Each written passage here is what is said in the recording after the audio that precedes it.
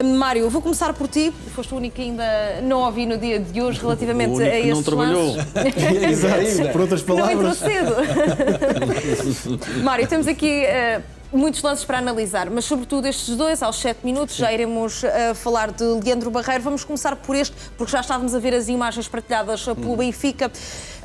Foi ou não bem anulado o golo do Benfica? Olha, no final do jogo, portanto lá para os 75 minutos. Olha, eu para ser sincero, ontem estive a fazer a equipa do Benfica para o Correio da Manhã e estava a ver o jogo com atenção. Numa fase inicial, no lance corrido, pareceu-me claramente penalti. Depois, na repetição, fiquei com dúvidas e parece que essas dúvidas que eu tenho é aquilo que demonstra até na crítica da arbitragem que não foi claro nem óbvio. Ou seja, há efetivamente aqui um espaço muito grande. Os especialistas do Record dizem que há falta, efetivamente, e que o gol foi bem anulado, mas agora temos o Iturralde e, portanto, se eu uso o Iturralde, às vezes para o desempate, quando as decisões são assim mais equilibradas, eu vou ter que admitir que, se calhar, o Iturralde, se calhar, tem razão. O contexto em que o lance é assinalado é outra questão. Este clima que a arbitragem vive é um clima que eu penso que estão a viver quase de tolerância zero. O medo de errar provoca que se assinale tudo. Se me perguntas se esta falta fosse a meio campo, se era assinalada, não era. Dentro da área houve aqui essa preocupação, esse condicionamento, essas situações que têm estado a vir constantemente com Benfica, Sporting e Porto a criticar as arbitragens. E, portanto, eu penso que está-se a marcar tudo. Ao mais pequeno toque, assinala-se o penal. Mas Richard Rios acaba por empurrar Vítor Carvalho. Sim, Richard Rios ali chega, na zona da axila. Repara, e o Benfica está a explorar isso muito bem, por uma razão muito simples. O Benfica, com esta câmara que tem ali, esta não é a melhor câmara para se ver o lance. O problema é que nós, limitados pelos direitos televisivos, não podemos ver a repetição onde se vê que, efetivamente, Richard Rios chega primeiro com o braço à zona da axila ou aqui de lado ao Vítor Carvalho e, portanto, que faz a falta. Nós estamos a ser agora induzidos em erro porque estamos a ver uma imagem que é aquela imagem que nós podemos mostrar sistematicamente, em loop, praticamente, e o problema é esse. Esta imagem não é a melhor imagem. Há imagens que dá para ver melhor. E, portanto, mas eu continuo a achar que é um lance que, se não tivesse sido assinalado, iria dar o mesmo tipo de discussão. Iria dar o mesmo aso de discussão.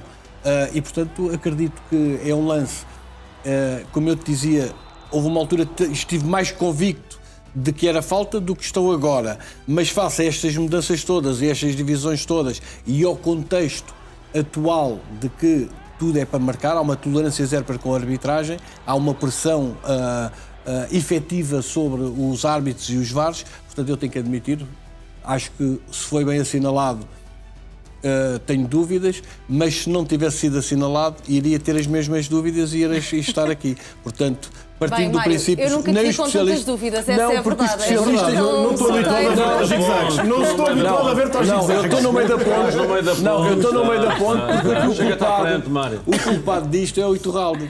Porque eu costumo usar o Iturralde como o prato da balança. E, portanto, alguém, um externo, um de fora, que chega e dá a opinião. É 8-1 contra o Iturralde. É que está difícil. É que está difícil. Respeito para o Iturralde. É 8-1 contra o Iturralde. Eu não preciso do Iturralde para ver este lance. Não. Agora, eu quero explicar, e é isso. Aquela imagem que nós estamos a ver não é a melhor imagem. Não é a imagem que demonstra o tal contacto. E é a imagem que interessa ao Benfica.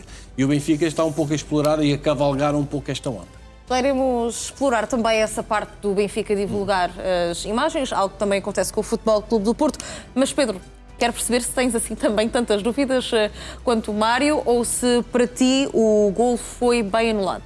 Vamos ver. Eu, como te disse à hora do almoço, boa tarde a todos, eu não posso dissociar de tudo, do jogo todo. Primeiro, nomeação de Tiago Martins. O Tiago Martins não pode regressar 7 meses depois de clássico para clássico. Isto é uma má gestão, péssima gestão do Conselho de Arbitragem, do Diretor Técnico Nacional de Arbitragem, de quem manda na arbitragem. Ele não pode sair de um clássico de final de taça e voltar para um jogo do Benfica, que é um clássico, um Braga-Benfica. Tinha que ter feito um joguinho ou dois daqueles que não interessam a ninguém. Isto é a primeira coisa. Segunda coisa, eu não preciso do Iturralde, eu até vou contra a corrente da maior parte, da esmagadora maioria dos especialistas em arbitragem. Neste lance, estamos a falar do golo anulado ao Dal. Primeiro, o árbitro bem deixou jogar até ao fim. Primeira decisão boa. Segunda, decisão boa. Tiago Martins não tem que intervir neste lance. Não é claro e óbvio. Olha, está aqui o Mário está a meio da ponte. Portanto, não é claro e óbvio. Portanto, o Tiago Martins, não venha cá o Rui Costa com estas histórias do Tiago Martins, o Tiago Martins não tinha que intervir. E eu faço a defesa aqui do Tiago Martins, vê lá tu, onde é que isto já chegou. Portanto, o Tiago Martins, quando não é claro e óbvio, não tem que intervir. Terceiro ponto, eu pergunto ao contrário: marcava um penalti? Se fosse ao contrário? Não, obviamente que não. Obviamente que não, não marcava um penalti. E portanto, para mim não há falta, e para mim o jogo devia ter seguido como seguiu, e o gol do Dal contar. Mais, podemos passar a reação do Vítor Gomes, do lateral direito. Para mim, ele até faz penalti sobre o Pavlidis, antes da bola chegar ao Dal. Reparem, ali. E depois a bola entra dentro da baliza, e reparem na reação do jogador do Braga, que está mais perto do lance. Para mim, ele até faz penalti. Mas agora deixa seguir.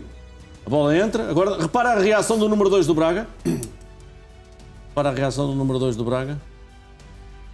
Olha. Isto é de quem está a protestar, não é?